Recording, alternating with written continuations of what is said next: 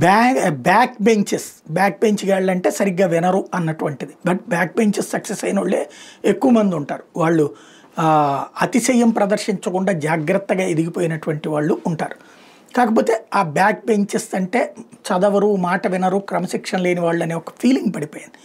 వాస్తవంగా పాత రోజుల్లో ఏంటంటే పొడుగ్గా ఉండేవాళ్ళని బ్యాక్ బెంచెస్లో పెడుతుండేవాళ్ళు. అది లెక్క, అది వాళ్ళ తప్పు కాదు కదా, నడిచింది. కాకపోతే ఈ బ్యాక్ బెంచెస్ వాళ్ళకి ఈ నెగిటివ్ టాక్ ఉండేటప్పటికి దాన్ని సరిచేయడానికంటూ మొన్న మధ్యన అదేదో మలయాళం సినిమా వచ్చిందంటే దాంతో బ్యాక్ బెంచ్ తీసేసి అందరిని ఇట్లా చుట్టూ ఉంచేటటువంటి విధానాన్ని పెట్టుకొచ్చారు. దాన్ని ఇప్పుడు బాగా సోషల్ మీడియాలో ట్రోల్ అవుతుంది. కాకపోతే దానికి స్లేట్ వ్యవస్థాపకుడు అమర్నాథ్ వాసిరెడ్డి ఒక ఘాటైనటువంటి లోపాన్ని ఎత్తు చూపెడుతున్నారు. పిచ్చి కుదిరింది రోకలు తలక చుట్టండి. సమస్య ఏంటంటే వెనక బెంచ్లో కూర్చున్న విద్యార్థులపై టీచర్ దృష్టి పెట్టకపోవడం, వెనక బెంచ్లో కూర్చున్న విద్యార్థులు చదువులో మొద్దులు అనే అభిప్రాయం ఉంటాం. ఒక విద్యావేత్త 25 ఏళ్ల నాడు సమస్యకు తెచ్చిన పరిష్కారం వెనక బెంచ్లో కూర్చున్న వారు తక్కువ, ముందు బెంచ్లో కూర్చున్న వారు ఎక్కువ అనే అభిప్రాయం సరికాదు అని విద్యార్థులకు తెలియజెప్పడం. బోర్డుపై రాసేటప్పుడు తప్పించి మిగతా సమయాల్లో టీచర్ గదిలో ముందుకు వెనక్కి కలిగి తిరుగుతూ ప్రతి విద్యార్థి మీద దృష్టి పెడుతూ పాఠం చెప్పడం. వారానికి ఒకసారి సీటింగ్ మార్చడం.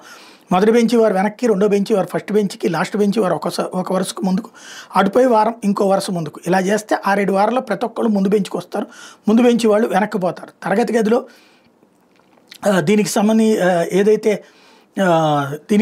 ప్రతి విద్యార్థికి దృష్టి పెడుతూ పాఠం చెప్పేటటువంటి కాన్సెప్ట్లో ఇది అత్యంత కీలకమైనటువంటిది.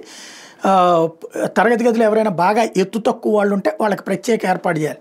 రోకల తలకు చుట్టే పరిష్కారం ఏదో సినిమాలో ఎవడో చూపాడని తరగతి గదిలో బెంచీలు యు ఆకారం వేయడం. చూసారా, వెనక బెంచీలు లేకుండా చేసామని సంబరపడిపోవడం. జరిగేది ఏంటి, యు ఆకారంలో పిల్లలు కూర్చున్నప్పుడు టీచర్కి ముందుగా ఉన్న పిల్లలు సరే, కానీ టీచర్కి కుడి ఎడమలో ఉండే పిల్లలు బ్లాక్ బోర్డుపై టీచర్ రాసింది చూడడానికి, ఆ మాటకు వస్తే టీచర్ని చూడడానికి మెడను ఒకవైపుకి తిప్పాల్సి వస్తుంది. ఇప్పటికే మొబైల్ ఫోన్ పుణ్యం అంటూ మెడలు వంగిపోతున్నాయి.